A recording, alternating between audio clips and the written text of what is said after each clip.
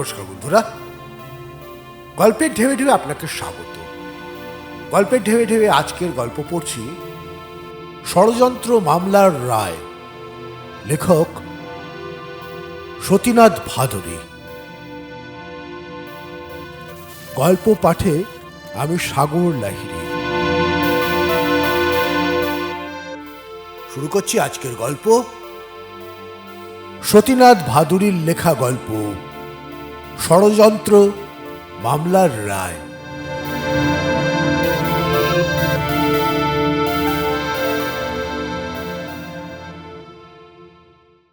সতীনাথ ভাদুড়ীর নানান গল্প আমরা এই চ্যানেলের মাধ্যমে শুনেছি। এমনকি সতীনাথ ভাদুড়ীর লেখা উপন্যাস জাগরি আমরা 18টি এপিসোডে এই চ্যানেলের মাধ্যমেই শুনেছি। এছাড়াও আরও অনেক ওনার বিখ্যাত গল্প এই চ্যানেলে রয়েছে। সতীনাথ ভাদুড়ীর আজকের যে গল্পটি শোনাতে যাচ্ছি সেটা হলো ষড়যন্ত্র মামলার রায়। সতীনাথ ভাদুড়ীর ষড়যন্ত্র মামলার রায় গল্পটি একটি অসাধারণ গল্প। কয়েকটি বিচ্ছিন্ন ঘটনাকে যখন একসঙ্গে যুক্ত করে একটা ষড়যন্ত্র হিসেবে দেখা হয়, সেটা আসলে সম্পূর্ণ অমূলক এবং ভ্রান্ত হতে পারে, তারই নিদর্শন এই গল্পটা। বিচার ব্যবস্থা যদি সম্পূর্ণ নিরপেক্ষ হয়, তাহলে যে কোনো ভ্রান্ত ঘটনা পরতে পরতে খুলে ন্যায় প্রদান করতে পারে। সমকালীন ভারতবর্ষের জন্য এই গল্পটি অতি আদর্শ একটি গল্প। আজকের গল্প শুনুন, সতীনাথ ভাদুড়ীর লেখা গল্প ষড়যন্ত্র মামলার রায়। সরকার বাহাদুর বনাম 1 অরুণ কুমার দে, 2 ভুবনেশ্বর প্রসাদ, 3 করতার সিং। অভিযুক্ত ব্যক্তিগণ: 4 শেখ ইদ্রিস, 5 ক্ষিতীশচন্দ্র নন্দী, 6 কপিলেশ্বর মাথুর, 7 মিহির বরণ রায় ওরফে ভোদা। উপরোক্ত ব্যক্তিগণ ভারতীয় ফৌজদারি দণ্ডবিধির রাজদ্রোহের ষড়যন্ত্রের ধারা, সরকার বাহাদুরের বিভিন্ন শ্রেণীর প্রজাদের ভিতর অসন্তোষ প্রচারের ধারা, সশস্ত্র ও হিংসাপূর্ণ উপায়ে বর্তমান সরকারের হাত হইতে ক্ষমতা ছিনাইয়া লওয়ার চেষ্টার ধারা, প্রাদেশিক নিরাপত্তা আইনের শান্তিভঙ্গের প্রচেষ্টার ধারা এবং ডাকাতির ষড়যন্ত্র করিবার অপরাধে অভিযুক্ত হইয়াছেন। এই রোমাঞ্চকর মোকদ্দমা ইতিমধ্যে আন্তঃপ্রাদেশিক ষড়যন্ত্র মামলা নামে প্রেস ও পাবলিকের নিকট খ্যাতিলাভ করিয়াছে। সারা দেশ ইহার রায় শুনিবার জন্য উৎকর্ণ হইয়া আছে। ফাটকা বাজারে ভদ্র জুয়ারিরা মামলার ফলাফলের ওপর বাজি রাখিয়াছে। এরূপ খবরও দৈনিক দেশবার্তার সম্পাদকের সরকারি সাক্ষী নম্বর 47 জবানবন্দিতে প্রকাশ পাইয়াছে। পূর্ণ 66 কার্যদিবস এই মোকদ্দমা চলিয়াছে। 113 জন লোকের সাক্ষ্য গ্রহণ করা হইয়াছে। উভয় পক্ষের কৌশলীগণই যোগ্যতা ও পদোচিত নিষ্ঠার সহিত কোর্টকে সাহায্য করিয়াছেন। তাহাদের অকুণ্ঠ পরিশ্রমের জন্যই এই মামলা এত সত্বর শেষ করা সম্ভব হইয়াছে। কোর্টের নথিতে প্রাপ্ত উপকরণ হইতে অবান্তর প্রসঙ্গাদি বাদ দিলে সরকারের কেস সংক্ষেপে এইরূপ দাঁড়ায়। অভিযুক্তরা সকলেই অগ্রণী রক্ত বিপ্লব দল নামক একটি রাজনৈতিক দলের সহিত সংশ্লিষ্ট। এই দলের উদ্দেশ্য সশস্ত্র আক্রমণ দ্বারা গভর্নমেন্ট হস্তগত করা।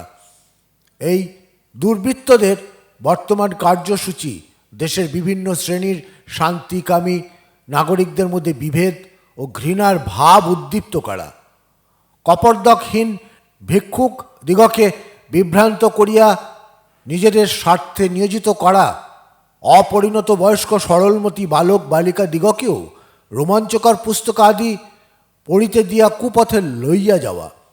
এই দুর্নীতি পরায়ণ ব্যক্তিগণ নারীর সম্মান রাখিতে জানে না, আমাদের নিজস্ব প্রতিভা, ধর্ম, সংস্কৃতি ও সকল প্রকার নৈতিক মানের মূল্যচ্ছেদ করিতে চায়। স্পেশাল ব্রাঞ্চ পুলিশ অফিসারের সরকারি সাক্ষী নম্বর 13 বহুল তথ্যপূর্ণ সাক্ষ্য এ সম্বন্ধে দ্রষ্টব্য। অভিযুক্ত ব্যক্তিগণ গত 5ই জানুয়ারি সন্ধ্যা 5:30টার সময় টাউন হলে সশস্ত্র বিপ্লব করিয়া গভর্নমেন্ট হস্তগত করিবার জন্য ষড়যন্ত্র করে। পরে আন্দাজ 6:30টার সময় সম্মুখস্থ পার্কে ষড়যন্ত্র কার্যান্বিত করিবার উদ্দেশ্যে বিপদ কূট চক্রান্তে যোগদান করে। ফার্স্ট ইনফরমেশন রিপোর্ট দায়ের করিয়াছিলেন মৌলভী নবী বক্স, জেলা খাসমহল অফিসার, সরকারি সাক্ষী নম্বর 1। তাহার সাক্ষ্যে প্রকাশ যে গত 5ই জানুয়ারি তারিখে সন্ধ্যা 5:30 সময় তিনি তাহার পত্নী সমবিবাহারে পার্কে বেড়াইতে আসিয়াছেন। মেদবাহুল্য রোগের প্রতিষেধক হিসেবে ডাক্তার তাহার স্ত্রীকে উন্মুক্ত বায়ু সেবন করিতে বলিয়াছেন। সেই জন্য সন্ধ্যার অন্ধকারের পর তিনি ওই পর্দা নসীন মহিলাকে পার্কে আনিয়াছিলেন। তাহারা পার্কে ঢুকিতেই কয়েকজন লোক পার্কের গেট হইতে বাহির হইয়া সম্মুখের টাউন হলে প্রবেশ করে। টাউন হলের দরজাগুলি বন্ধ ছিল। দরজা খুলিয়া তাহারা ভিতরে ঢোকে। লোকগুলি অন্ধকার ঘরের ভিতর প্রবেশই বা করিল কেন, আর ভিতর হইতে দরজা বন্ধই বা করিয়া দিল কেন, তাহা এই দম্পতিকে বিশেষ সন্দিগ্ধ করিয়া তোলে। সতই তাহাদের মনে প্রশ্ন জাগে যে ইহারা কোনো গুপ্ত ষড়যন্ত্র করিতেছে না তো? তাহার উপর আবার শীঘ্রই একটি তছনছ কাণ্ড ঘটিবে, এরূপ আভাস এতদিনের অভিজ্ঞতা সমৃদ্ধ স্পেশাল ব্রাঞ্চ বিভাগ জেলা ম্যাজিস্ট্রেটকে জানাইয়াছিলেন। জেলা ম্যাজিস্ট্রেট বিশেষ গোপনীয় ছাপ দেওয়া চিঠিতে জেলার সব অফিসারদের চোখ ও কান খুলিয়া রাখিতে অনুরোধ করিয়াছিলেন। যে লোকগুলি টাউন হলে ঢুকিয়াছিল, পথের আবছা আলোতে দূর হইতে তাহাদিগকে স্কুল কলেজের ছাত্র বলিয়া মনে হইয়াছিল। মুহূর্তের মধ্যে তাহারা বুঝিয়া গেলেন যে ইহা বৈপ্লবিক ষড়যন্ত্র ব্যতীত আর কিছু নয়। তাহাদের একমাত্র সন্তান মাহবুবের জন্য তাহার মাতা অত্যন্ত উৎকণ্ঠিতা হইয়া উঠিলেন। সে আবার ওই দলের মধ্যে নাই তো? কিছুদিন হইতে তাহার রকম সকম ভালো বলিয়া মনে হইতেছিল না। ইনকলাব, বিপ্লব, সংঘর্ষ, লড়াই প্রভৃতি কথায় ভরা কতগুলি চোতা কাগজ পত্রিকাদি তাহার পড়ার টেবিলের উপর কিছুদিন হইতে দেখা যাইতেছিল। মাহবুবের মাতার আগ্রহাতি সহ্যে সাক্ষী নবী বক্সকে তখনই পুত্রের খোঁজে টাউন হলে যাইতে হয়। একদল গুপ্ত চক্রান্তকারীদের মধ্যে যাইতে তাহার বেশ ভয় ভয় করিতেছিল, কিন্তু পত্নীর সম্মুখে তিনি তাহার মানসিক দুর্বলতা প্রকাশ করিতে প্রস্তুত ছিলেন না। তাই তিনি অনিচ্ছা সত্ত্বেও পা টিপিয়া টিপিয়া টাউন হলের বারান্দায় উঠেন। সেদিন কনকনে উত্তরে বাতাস বইতেছিল। পার্কের দিকে মেহবুবের মাতা ছাড়া জনপ্রাণীও আছে বলিয়া মনে হইতেছিল না। নবীবক্সের গায়ে কাটা দিয়া উঠিতেছিল। শীতে নয়, বিপদে পড়িয়া চিৎকার করিলেও কেহ সাহায্য করিতে আসিবে না এই ভাবিয়া সাবধানের মার নাই, তিনি মাথা ও কান ঢাকিয়া মাফলারটি গালপাট্টার মতো করিয়া জড়াইলেন। দরজা ভিতর হইতে অর্গলবদ্ধ ছিল না। দরজার ফাঁক দিয়া ভিতরে ব্যাপারটি কি তাহা দেখিবার চেষ্টা করিলেন। অন্ধকারে কিছুই দেখা যায় না। একজন প্রাণের আবেগে ওজস্বিনী ভাষায় কী সব যেন বলিতেছে, বোধহয় দলের পাণ্ডা হইবে। নিঃশ্বাস বন্ধ করিয়া কান পাতিয়া কথাগুলো শুনিবার চেষ্টা করিলেন। সব পরিষ্কার শোনা যায় না, তবু যেটুকু শোনা গেল, এদের জাতকে নির্মূল করে দিতে হবে। এই রক্ত শোষকের দল তিলে তিলে আমাদের জীবনী শক্তি নিঃশেষ করে দিচ্ছে। এই রক্তবীজের ঝাড় কবে কি করে বিতাড়িত হবে? আপনারা বোধহয় জানেন যে পৃথিবীর কতকাংশ থেকে এদের বিতাড়িত করা সম্ভব হয়েছে সেখানকার লোকের চেষ্টায়। তারা এই ঘৃণ্য পরভুকদের বিরুদ্ধে সুসংগঠিত মাথা তুলে দাঁড়িয়েছিল। কোনো বাধা তাদের সমবেত চেষ্টার বিরুদ্ধে টিকতে পারেনি। কিন্তু আমাদের দেশে কি তা সম্ভব হবে? কেন হবে না? পারিব না এ কথাটি কেবল কাপুরুষদের অভিধানেই পাওয়া যায়। অপরেও যা পেরেছে আমরাও তা পারবো না কেন? এ কাজের জন্য চাই ত্যাগ, চাই সংগঠন, চাই নির্দিষ্ট পরিকল্পনা, চাই প্রচার, চাই অর্থ, আর চাই সমাজের মণি, নির্ভীক অক্লান্ত কর্মী তরুণের দল, যারা মানুষের ভবিষ্যতের কথা ভেবেই নিজেদের আত্মোৎসর্গ করতে প্রস্তুত আছে। এই সংঘর্ষে অহিংসার স্থান নেই। চিরবৈরী রক্ত শোষকদের রুধিরে আপনার হাত রক্ত রঞ্জিত হয়ে যাক। প্রধূমিত গন্ধকের ধোঁয়ায় আকাশ বাতাস বিষাক্ত হয়ে উঠুক। তাতে পশ্চাৎপদ হলে চলবে না। দেশমাতৃকায় রক্তপাতে বন্যোৎসবে সন্তুষ্টই হবেন।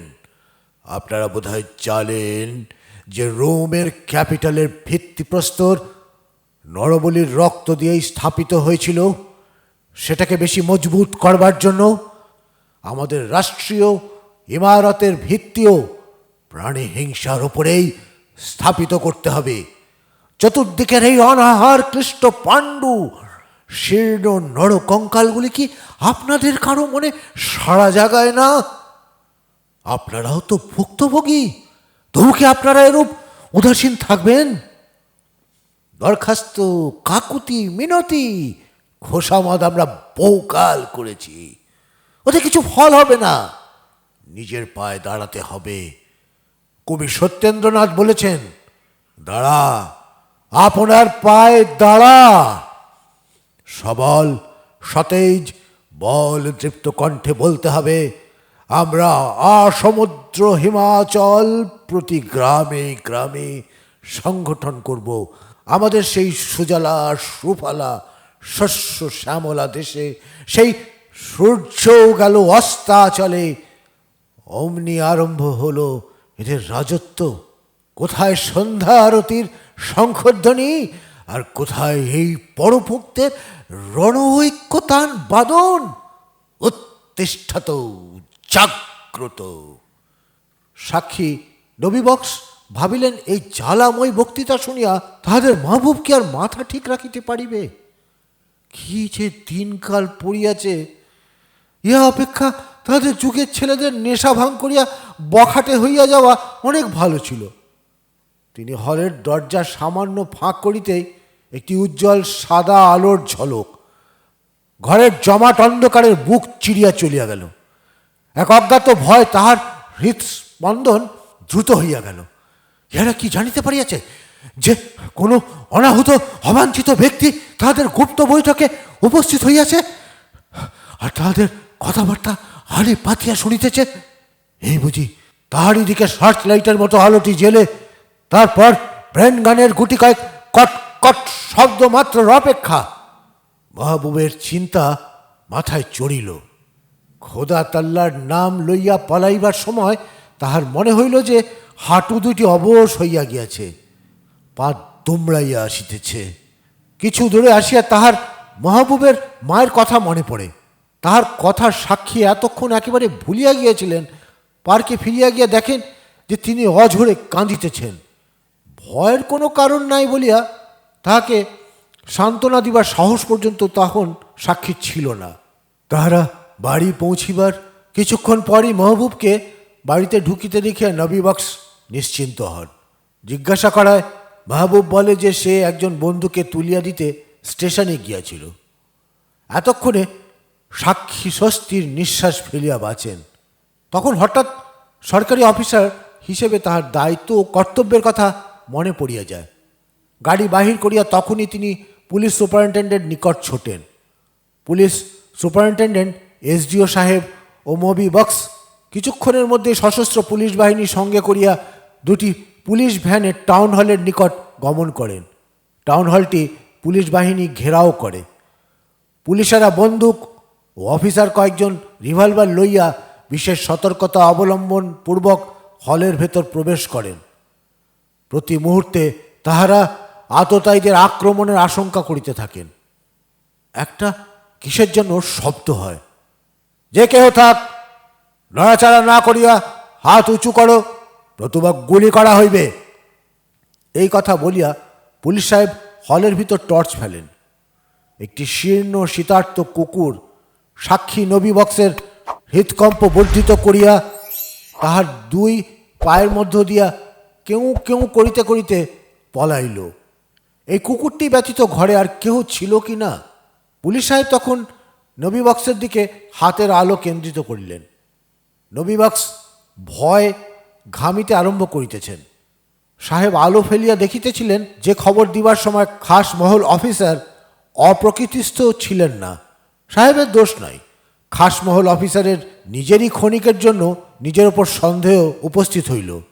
সকলে টাউন হলের বারান্দায় আসিয়া দাঁড়াইতেই একজন পুলিশ খবর দিল যে পার্কের ভিতর ষড়যন্ত্রকারীর দল তখনও বসিয়া সলা পরামর্শ করিতেছে। নবী বক্স এতক্ষণে নিশ্চিন্ত হইলেন, আর পুলিশ সাহেবের তাহাকে মিথ্যেবাদী কিংবা কল্পনাপ্রবণ বলিয়া ভাবিবার অধিকার নাই। সকলে মিলিয়া পার্কের দিকে অগ্রসর হইলেন। পার্কের পুকুরের উত্তর পশ্চিম কোণের দিকে যে পাবলিকের বসিবার বেঞ্চগুলি আছে, ওই দিক হইতেই মানুষের কণ্ঠস্বর পাওয়া গেল। পিছন হইতে নিঃশব্দে নিকটে গিয়া ইহারা তাহাদের কথাবার্তা শুনিবার চেষ্টা করিতে লাগিলেন। গলার স্বরে বোঝা গেল যে তাহারা বেশ উত্তেজিত হইয়া উঠিয়াছেন। টাউন হলের সেই জ্বালাময় ভাষণকে একটি বিশেষ ক্ষেত্রে কি করিয়া কার্যকরী করিতে হইবে তাহারই বিশদ আলোচনা চলিতেছে। শীতের রাত্রের অন্ধকার ও নির্জনতার সুযোগ পাইয়া তাহারা কূট চক্রান্তে মশগুল হইয়া পড়িয়াছে। কানে আসিল, এজেন্টটা কি আমাদের একেবারে ভেড়া ভাবে নাকি? নিজে করিস ভুল আর আমাদের ভয় দেখাস? ফায়ার করবি বলে? I don't care if I am fired. ও ব্যাটার সঙ্গে একটা হেস্তনেস্ত করতেই হবে। কালকে ক্যাশ মেলানোর পর ও যখন গাড়িতে চড়তে যাবে সেই সময়, বুঝলে? আর সেক্রেটারিকে ব্যাপারটা আজ জানিয়ে রেখেছি। এসব ওই রাস্কেল স্পাইটার কাজ। পুলিশ সুপারিনটেন্ডেন্ট বোঝেন যে একজন সরকারি এজেন্ট প্রভোকেচুয়ার এর অন্তিম মুহূর্তে ঘনাইয়া আসিয়াছে। আর দেরি না করিয়া তিনি ষড়যন্ত্রকারীদিগকে গ্রেপ্তারের হুকুম দেন। অরুণ কুমার দে, ভুবনেশ্বর প্রসাদ, করতার সিং ও শেখ ইদ্রিসকে ওই স্থানে গ্রেপ্তার করা হয়। শেখ ইদ্রিস পলাইবার চেষ্টা করিয়াছিল, কিন্তু সফল হইতে পারে নাই। অরুণ কুমার দের পকেটে একটি কাগজ মোড়া গোলাকার বোমার মতো জিনিস পাওয়া যায়।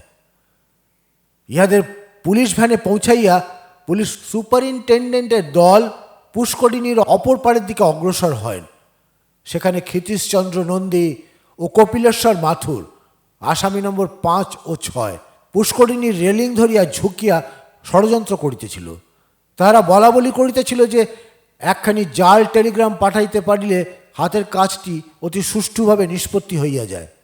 সরকারি পক্ষ হইতে আরও বলা হয় যে উপরোক্ত আসামি দুইজন নিজেদের মধ্যে হাসাহাসি করিতেছিল যে মারওয়ারির বাচ্চা 5 লক্ষ টাকার শোক সহ্য করিতে পারিবে না বোধ হয়। গদির ম্যানেজারকে সাজসে জানিবার সম্বন্ধে যে সময় তাহারা সলা পরামর্শ করিতেছিল সেই সময় তাহাদের গ্রেপ্তার করা হয়।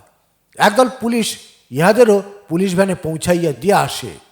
তারপর পুষ্করিণীর দক্ষিণ দিক হইতে লোকজনের কণ্ঠস্বর শুনিয়া পুলিশ সুপারিনটেন্ডেন্টের পার্টি সেই দিক অগ্রসর হয়। সেখানকার ষড়যন্ত্রকারীরা বোধহয় দূর হইতেই ইহাদের দেখিয়া ফেলিয়াছিল। নবীবক্সের সাক্ষ্যে প্রকাশ যে চক্রান্তকারীদের মধ্যে একজন লোক আবৃত্তির মতো স্বরে যায় যাবে যাক প্রাণ বলিয়া ঘাটের চাতালের ওপর হইতে জলে ঝাঁপ দিল। তাহার 3-4 জন সঙ্গী দৌড়িয়া পলাইয়া গেল। আগের আসামিদ্বয়কে ভ্যানে পৌঁছাইয়া দিয়া পুলিশরা এখনও ফেরে নাই। তাই পুলিশ সাহেবের দল ওই 3-4 জন পলায়মন চক্রান্তকারীদের তখন অনুসরণ করা সমীচীন মনে করিলেন না। জলের ভিতরের ওই বিপজ্জনক বিপ্লবীটিকে কি করিয়া ধরা যায় সেই সম্বন্ধে আলোচনা চলিতে লাগিল। তাহার হাতে অস্ত্রশস্ত্র আছে কিনা জানা নেই, তবে সে এখন মরিয়া হইয়া উঠিয়াছে নিশ্চয়ই। কেহই এই অন্ধকারে এই মারাত্মক আসামিটিকে ধরিবার জন্য জলে নামিতে রাজি নয়। হঠাৎ পুলিশ সুপারিনটেন্ডেন্ট সাহেবের মাথায় একটি বুদ্ধি খেলিয়া যায়। তিনি পুষ্করিণীর চারিদিকে সকলকে ছড়াইয়া পড়িতে বলিলেন। শীতের মধ্যে লোকটি কয় ঘন্টা জলে থাকিতে পারিবে? লোকটিও বোধহয় গতিক ভালো নয় বুঝিয়া আর একটু দেরি করিল না। তোর গায়ের কাপড়খানি এখন পরতে হবে রে দেখছি, জ্ঞানটা। এই বলিতে বলিতে সে সেই ঘাটের সিঁড়ির ওপরেই ওঠে। তখন সে পুলিশ দেখিয়া সুদক্ষ অভিনেতার ন্যায় বিস্মিত হইবার ভান দেখায়। পুলিশ আর কালো বিলম্ব না করিয়া তাহাকে গ্রেপ্তার করে। এই যুবকটি অভিযুক্ত নম্বর 7 মিহিরবরণ রায় ওরফে ভোঁদা। নবীবক্সের আসামিদের গ্রেপ্তারের সম্বন্ধে উপরোক্ত সাক্ষ্য পুলিশ সাহেব সরকারি সাক্ষ্য নম্বর 68 এবং পুলিশ সাব ইন্সপেক্টর সরকারি সাক্ষী নম্বর 69 জবানবন্দি দ্বারা সম্পূর্ণ সমর্থিত হয়। ইহাই সংক্ষেপে সরকার পক্ষের কেস। আসামিরা বলে যে তারা সম্পূর্ণ নির্দোষ। আসামির পক্ষের কৌশলী প্রথমে আপত্তি জানান যে বিভিন্ন আসামির বিরুদ্ধে বিভিন্ন ধরনের ষড়যন্ত্রের অভিযোগ আনা হইয়াছে। এগুলির একত্রে বিচার আইনসঙ্গত নয় এবং ইহা অভিযুক্তদের ন্যায় বিচার পাইবার পক্ষে হানিকারক হইবে। আমার মতে এ আপত্তির কোনো সারবত্তা নেই। যে মূল তথাকথিত ষড়যন্ত্র টাউন হলের সন্ধ্যা 5:30 ঘটিকার সময় অনুষ্ঠিত হইয়াছিল তাহাই এই মামলার ভিত্তি। বলা হইতেছে যে পার্কের ছোট ছোট উপদলীয় খণ্ড চক্রান্তগুলি ইহারই কার্যকরী অঙ্গমাত্র। এইবার এক এক করিয়া অভিযুক্তদের কেস লওয়া যাউক। একই আইনজীবী অরুণ কুমার দে, ভুবনেশ্বর প্রসাদ ও কর্তার সিং এই তিনজন অভিযুক্তের পক্ষ সমর্থন করিতেছেন। অরুণ কুমার দের বাড়ি চট্টগ্রাম পাহাড়তলিতে, ভুবনেশ্বর প্রসাদের দেশ শাহাবাদ জেলায় এবং কর্তার সিং শিয়ালকোটের লোক। ইহারা তিনজনই স্থানীয় ব্যাংকের কেরানি। কর্তার সিং অল্প কিছুদিন মাত্র এখানে আসিয়াছে। পশ্চিম পাঞ্জাবের দাঙ্গার সময় সে ব্যাংকের শিয়ালকোট শাখাতে কাজ করিত। আসামি পক্ষের প্রথম সাক্ষী প্রভাস পালের সাক্ষ্য হইতে আমরা জানিতে পারি যে স্থানীয় ব্যাংকের কেরানিদের একটি ইউনিয়ন আছে, তিনি উহার সেক্রেটারি। গত বৎসর পূর্ব ভারতের ব্যাংকগুলির কেরানিরা ধর্মঘট করিয়াছিল। সেই হইতেই এখানকার ব্যাংকের এজেন্টদের সহিত কেরানিদের ঠিক বনিবনা হইতেছে না। ব্যাংকের স্থানীয় বড় সাহেবকে এজেন্ট বলে। কেরানিদের মধ্যে একজন যে পূর্বোক্ত ধর্মঘটে যোগ দেয় নাই তাহাকে অন্য কেরানিরা স্পাই বলে। এই স্পাইটি যে প্রত্যহ সকাল সন্ধ্যায় এজেন্টদের বাড়িতে যায় এবং অন্য কেরানিদের সম্বন্ধে নানা প্রকার সংবাদ তাহাকে দেয়, তাহার প্রমাণ সেক্রেটারির কাছে আছে। এজেন্ট সাহেব ইউনিয়নের সেক্রেটারিকে কিছু বলিতে সাহস করেন না, কিন্তু অন্য কেরানিদের সহিত অভদ্র ব্যবহার করেন। সময় অসময় ফায়ার করিব অর্থাৎ চাকরি খাইব বলিয়া ভয় দেখান। এখানে ব্যাংকই সরকারি ট্রেজারির কাজ করে। কালেক্টরের অফিস হইতে প্রতি সপ্তাহে ছাপা ফর্মে ফসল ও চাষের অবস্থা, বাড়িপাত, গোমড়ক প্রভৃতি নানা তথ্যপূর্ণ একটি রিপোর্ট পাঠায়। এজেন্ট সাহেব স্বহস্তে এই পাক্ষিক রিপোর্ট লেখেন। সাক্ষী প্রভাস পাল আরও বলে যে গভর্নমেন্টের ফর্মগুলির এক পিঠ সাদা থাকে। কেরানিরা নিয়মিত বাজে কাগজে চিঠিপত্রাদির খসড়া লিখিয়া এজেন্টদের ঘরে অনুমোদনের জন্য পাঠায়। সংশোধিত ও অনুমোদিত হইয়া আসিলে তবে উহা ভালো কাগজে টাইপ করা হয়।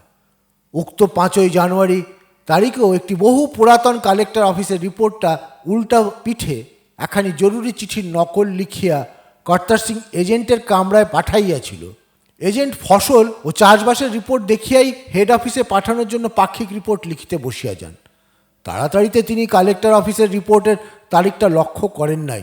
সারাদিন পরিশ্রম করিয়া এজেন্ট সাহেব তাহার পাক্ষিক রিপোর্টটি তৈয়ারি করেন। দিনান্তে রিপোর্টটি কর্তার সিংয়ের হাতে ফিরিয়া আসিলে কে হাসিবে কি কাঁদিবে ঠিক করিতে পারে না।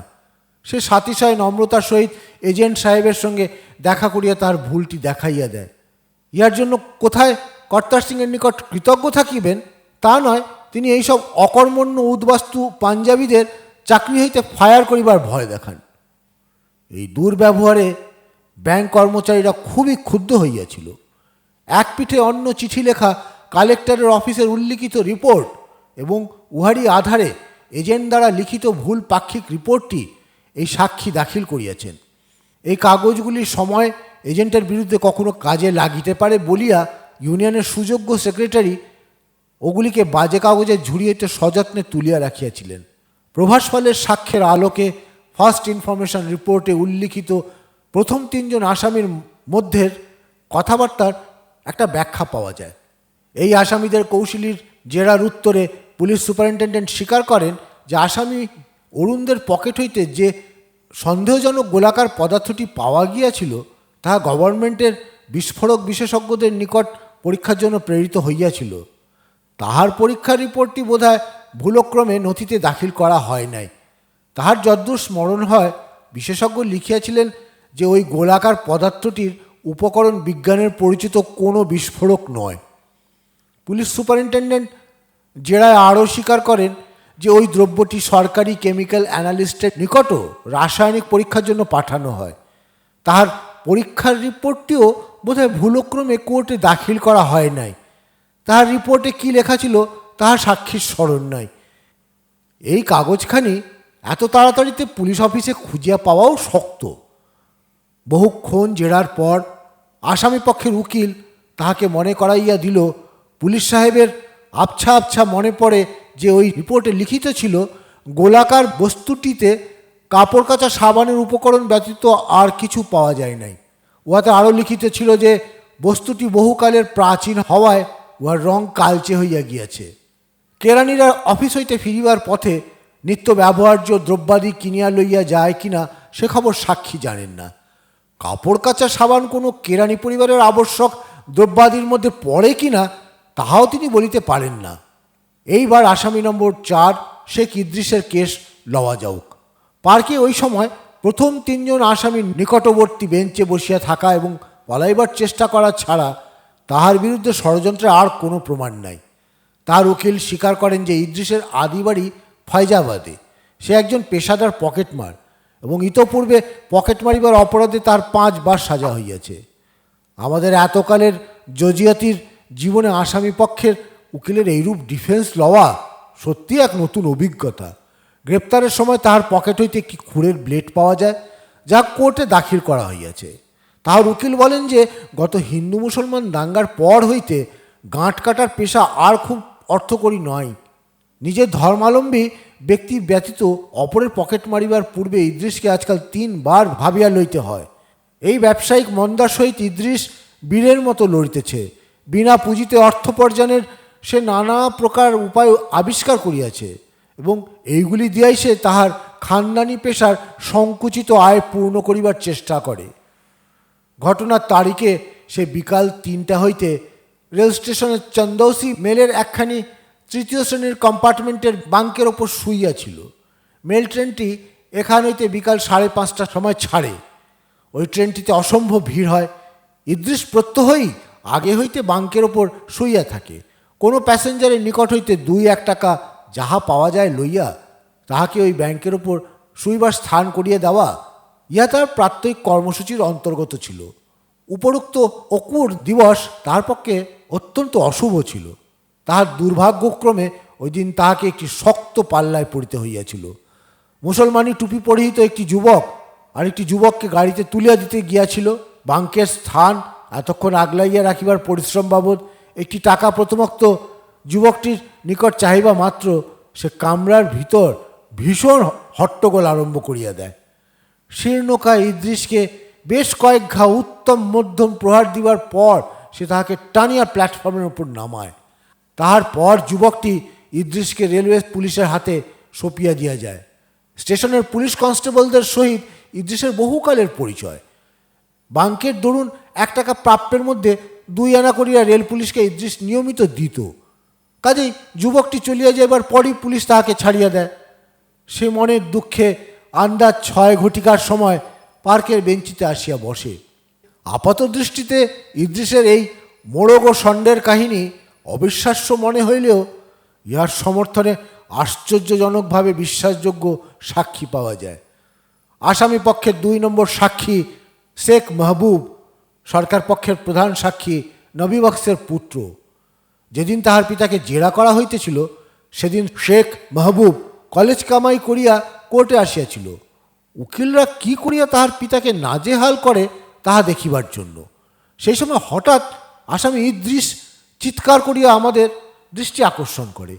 ইদ্রিসের উকিল তাহাকে থামাইয়া আমাদের নিকট নিবেদন করেন যে তাহার মক্কেল মৌলভী নবী বক্সের ছেলেকে দেখাইয়া বলিতেছে যে ওই বাবু সাহেবই সেদিন স্টেশনে তাহাকে প্রহার করিয়াছিল। তখন আমি উক্ত আইনজীবীকে মাহবুবকে সমন করিবার জন্য লিখিত দরখাস্ত দিতে বলি। পরে মাহবুবের সাক্ষী ইদ্রিসের বক্তব্য সম্পূর্ণ সমর্থিত হয়। মাহবুব ঘটনার তারিখে প্রায় 5 ঘটিকার সময় ওই লুঙ্গি পরিহিত আসামিটির ন্যায় এক ব্যক্তিকে বাঙ্ক হইতে নামাইয়া সামান্য কয়েকটি চপেটাঘাত করিয়াছিল। সাক্ষী আরও বলে যে সে তাহার এক বন্ধুকে চন্দৌসি মেলে তুলিয়া দিতে গিয়েছিল। এই সাক্ষীর ইদ্রিসের সহিত কোনো পূর্ব সম্বন্ধ নাই। আসামি ইদ্রিসের সহিত তাহার স্বার্থ কোনো প্রকারে জড়িত এইরূপ ইঙ্গিত সরকারি পক্ষ হইতে করা হয় নাই। আমরা এই সত্যভাষী ও উজ্জ্বল যুবকের সাক্ষ্যে সম্পূর্ণ বিশ্বাস করি। এইবার ক্ষিতীশচন্দ্র নন্দী ও কপিলেশ্বর মাথুর এই দুজনের কেস লওয়া যাইতেছে। এই দুইজন আসামি এই শহরে ডাক্তারি করেন। পূর্বে বিবৃত প্রমাণ আসামি ক্ষিতীশচন্দ্র নন্দীর বিরুদ্ধে আরও একটি প্রমাণ আছে। তাহার বাড়ি সার্চ করিবার সময় অগ্রণী রক্ত বিপ্লব দলের সাপ্তাহিক মুখপত্র রক্তাম্বর 52 কপি পাওয়া গিয়াছে। এ সম্বন্ধে তিনি বলেন যে গত বৎসর কিংবা তাহার আগের বৎসর তার পাড়ার কোনো যুবক কি যেন বলিয়া কয়েকটা টাকা তাহার নিকট হইতে লইয়া গিয়েছিল।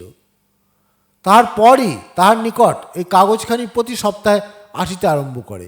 তারপর কবে যেন বন্ধ হইয়া গিয়াছে।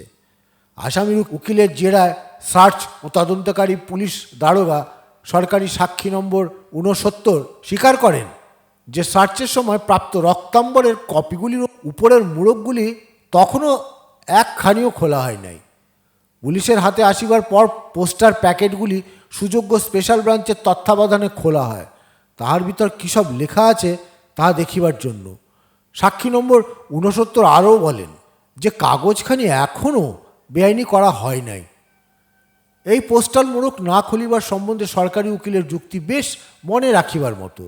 তিনি সন্দেহ করেন যে এই সাপ্তাহিকগুলি পাঠ করিবার পর আসামি ক্ষিতীশ নন্দী যেরূপ সন্তর্পণে কাগজখানি মোড়কের বাহির করিয়া লওয়া হইত সেই সাবধানতার সহিতই পুনরায় উহার ভিতর ঢুকাইয়া রাখিতেন।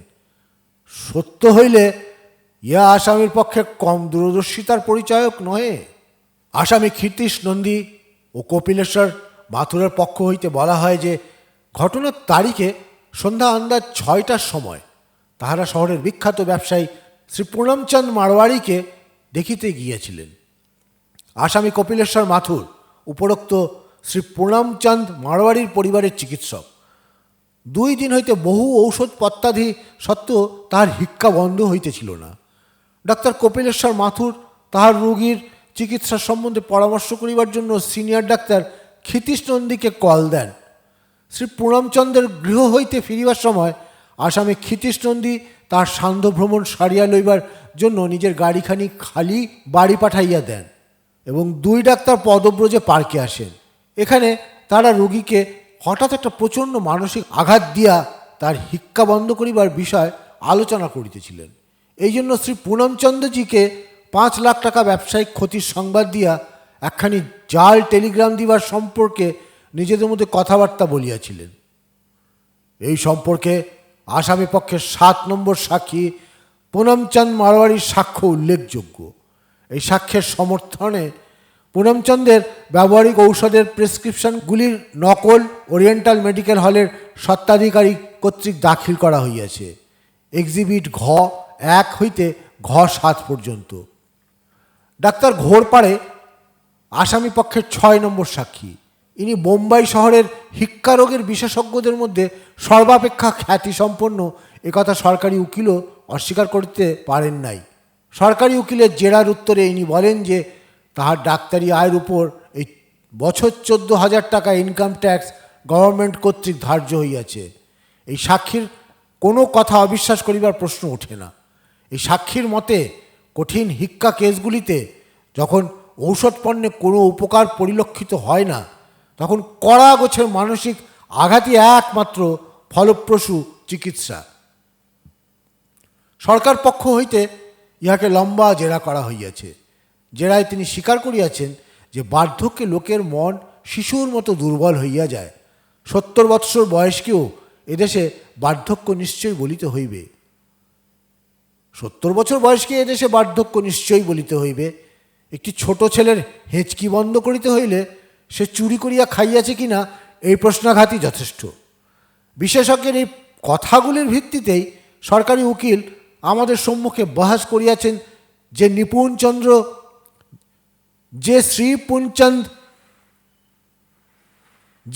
শ্রী পুনমচন্দ মারওয়াড়ির ন্যায় বৃদ্ধের পক্ষে 5 লক্ষ টাকা ক্ষতির সংবাদ সহ্য করা অসম্ভব। রুগী মারিয়া রুগী সারাইবার কথা নিশ্চয়ই আসামি ডাক্তারদ্বয় ভাবিতেছিলেন না।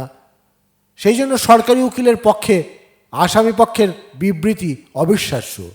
আমরা অবশ্য এ বিষয়ে সরকারি উকিলের সহিত একমত হইতে পারিলাম না। এ বিষয়ে আমাদের গভীর চিন্তাপ্রসূত মতো এই যে হিক্কার তীব্রতায় উপরও আবশ্যক মানসিক আঘাতের তীব্রতা নির্ভর করিবে। আর 5 লক্ষ টাকা ক্ষতির আঘাতকে সরকারি উকিল মহাশয় যতটা বড় করিয়া ভাবিতেছেন, শ্রী পুনমচন্দ্রের মতো ব্যবসায়ীর পক্ষে উহা সত্যই ততটা বড় কি না সে বিষয়ে আমাদের সন্দেহ আছে। এবার আমরা আসামি মিহিরবরণ রায় ওরফে ভোঁদার কেস লইতেছি। সে প্রবেশিকা শিক্ষার ছাত্র, সে প্রবেশিকা শ্রেণীর ছাত্র। আসামি পক্ষের সাক্ষী নম্বর 12 তরিত মুখার্জির সাক্ষ্য বিশেষ প্রণিধানযোগ্য। সে বলে যে তাহার ডাক নাম ঘ্যান্টা। ঘটনার তারিখে তারা পার্কের পুকুর ধারে বসিয়াছিল।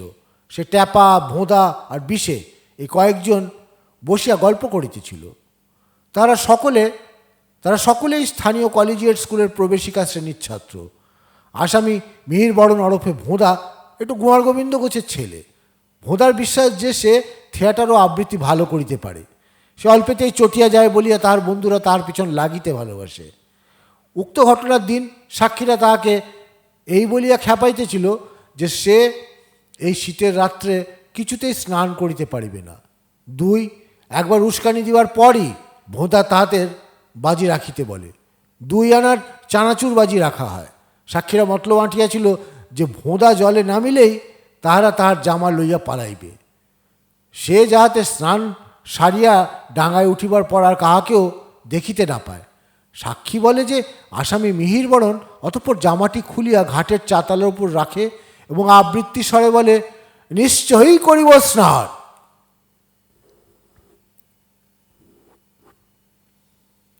তাহার পর মিনিট খানেক মনে মনে ভাবিয়া ইহার সহিত আরেকটি লাইন মিলাইয়া আবৃত্তি করে, যায় যাবে যাক প্রাণ।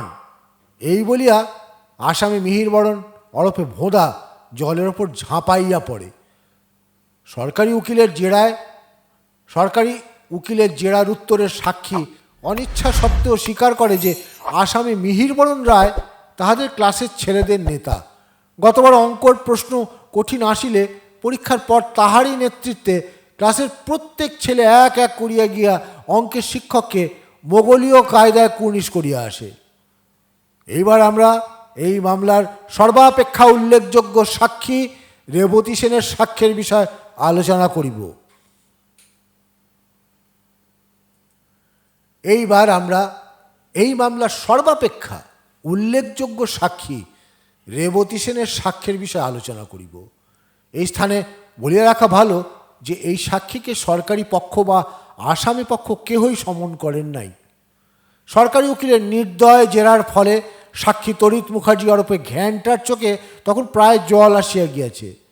তখন তিনি হঠাৎ ধমক দিবার মতো করিয়া জিজ্ঞাসা করেন যে সে রাত্রিতে পড়িতে বসে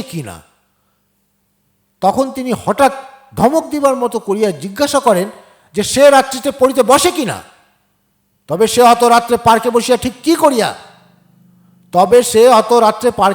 ছিল কি করিয়া? সন্ধ্যার সময় বাড়িতে না ফিরিলে তাহার মা বাবা বকেন কি না? প্রায় কাঁদিতে কাঁদিতে এই সাক্ষী জবাব দেয় যে সে সেদিন মাকে বলিয়া আসিয়াছিল যে রেবতীবাবুর ছবি দেখিতে যাইতেছে। তখন আমরা এই রেবতীবাবুকে কোর্টের সাক্ষী রূপে ডাকি। কোর্ট সাক্ষী রেবতী সেন নিজের সাক্ষ্যে বলেন যে তাহার আদি নিবাস বরিশালে, তাহার বয়স 54 বৎসর। তিনি জেলায় স্যানিটারি বিভাগে কাজ করেন। সেখানে 4th ক্লাস পর্যন্ত পড়িয়াছিলেন। তারপর স্বদেশী হুজুগে মাতিয়া মুকুন্দ দাসের যাত্রার দলে ঢোকেন। তারপর বাখারগঞ্জ জেলায় কয়েক বৎসর নেতাদের মিটিংয়ে চেয়ার, শতরঞ্জি, সামিয়ানা ইত্যাদির ব্যবস্থার গুরুভার নিজের ওপর লইয়া বিশেষ প্রতিষ্ঠার সহিত কালাতিপাত করেন। সেই সময় তাহার মেসমশাই তাহাকে এখানে আনিয়া এই চাকরি করিয়া দেন। বেতন বর্তমানে ডিয়ারনেস অ্যালাউন্স সমেত 82 টাকা। তাহার ডিউটি স্বাস্থ্যবিদ্যা ও রোগের প্রতিষেধক ইত্যাদি সম্বন্ধে প্রচারের কার্য করা। সংক্রামক রোগের প্রাদুর্ভাবের সময় পানীয় জলের কুঁয়োয় ওষুধ দেওয়া, ম্যালেরিয়ার সময় কুইনাইন, প্যালুড্রিন ট্যাবলেট বিলি করাও তাহার কাজ। প্রতি মাসে তাহাকে 4টি প্রচার বক্তৃতা দিবার ডায়েরি ঊর্ধ্বতম অফিসারের নিকট দাখিল করিতে হয়। তাহার বিশ্বাস তিনি খুব ভালো বক্তৃতা দিতে পারেন। সরকারি উকিল এই সম্বন্ধে তাহাকে জেরা করিলে তিনি উষ্মা প্রকাশ করিয়া আমাদের দৃষ্টি আকর্ষণ করেন যে তিনি ছোট কাজ করেন বলিয়া তাহাকে সরকারি উকিল ব্যঙ্গ করিতে সাহস করিতেছেন। অথচ এক মিটিংয়ে কমিশনার সাহেব একটি লিখিত বক্তৃতা বারংবার জলপান করিতে করিতে পাঠ করিলেও তিনি সরকারি উকিল মহাশয়কে নিরবিচ্ছিন্ন করতালি দিতে দেখিয়াছেন। জেরায়ের সাক্ষী স্বীকার করেন যে স্যানিটারি বিভাগের কাজ চালানোর জন্য তার নিম্নলিখিত 6টি বক্তৃতা মুখস্থ আছে। কি করিয়া কলেরা রোগ ছড়াইয়া পড়ে, বসন্তের টিকা, ম্যালেরিয়ার মশা, আদর্শ পরিচ্ছন্ন গৃহস্থালী, খাদ্য ও পানীয়, রোগীর পথ্য ও শুশ্রূষা, এই 6টি বিষয়ের উপর ম্যাজিক লণ্ঠন স্লাইডও আছে। একটি প্রাথমিক বক্তৃতার পর ম্যাজিক লণ্ঠনে সেই বিষয়ের ছবিগুলো দেখানো হয় আর সঙ্গে সঙ্গে সেগুলি বুঝাইয়া দেওয়া হয়। আজকালকার টকির যুগে আর তার ম্যাজিক লণ্ঠন মিটিংগুলিতে সেকালের মতো লোক হয় না। চাকরি বাঁচাইবার জন্য অনেক সময় খোসামত করিয়া শ্রোতা জুটাইতে হয়। তিনি তাহার কাজের ডায়েরি কোর্টে দাখিল করিয়া বলেন যে গত 5ই জানুয়ারি সন্ধ্যা আন্দাজ 5:30টার সময় স্থানীয় টাউন হলে তিনি ম্যালেরিয়ার মশার ওপর বক্তৃতা দেন। তিনি আরও বলেন যে বাড়ি বাড়ি গিয়া তিনি পাড়ার ছেলেদের ম্যাজিক লণ্ঠন দেখিতে আসিবার জন্য বলিয়া আসিয়াছিলেন। আজকালকার ছেলেরাও আবার এইরূপ বধ হইয়া উঠিয়াছে যে বাড়িতে তাহাদের পিতামাতাকে বলিয়া যদি বা তাহাদের রাত্রে ম্যাজিক লণ্ঠন দেখিতে আসিবার অনুমতি করাইয়া দিই, তথাপি তাহারা মিটিংয়ে উপস্থিত হয় না। অথচ ম্যাজিক লণ্ঠন দেখিতে যাইতেছি বলিয়া বাড়ি হইতে কিন্তু বাহির হয় ঠিকই। উহাদেরই বা দোষ কি? একই বক্তৃতা কতবার শুনিবে, একই ছবি আর কতবার দেখিবে। এই বাকপটু সাক্ষীটিকে যখন আমরা ম্যালেরিয়ার মশার উপর বক্তৃতাটি আমাদের শোনাইতে বলি, প্রথমে সাক্ষী মৃদু আপত্তি জানান, বলেন যে ম্যাজিক লণ্ঠন স্লাইড সঙ্গে না থাকলে তিনি ভালো বক্তৃতা দিবার মানসিক প্রেরণা পান না। তৎপরে আমাদের আগ্রাহী সাহায্যে গভীর অনুভূতি ও অঙ্গ প্রত্যঙ্গের ব্যঞ্জনার সহিত বক্তৃতা দিতে আরম্ভ করেন। এদের জাতকেই নির্মূল করে দিতে হবে, এই রক্ত শোষকের দল তিলে তিলে আমাদের জীবনী শক্তি নিঃশেষ করে দিচ্ছে ইত্যাদি। অনেকক্ষণ ধরিয়া একটানা বক্তৃতা চলে। সাক্ষী মৌলভী নবী বক্স যে রাজদ্রোহের ষড়যন্ত্রের বক্তৃতা টাউন হলে শুনিয়াছিলেন, হুবহু সেই বক্তৃতাটি।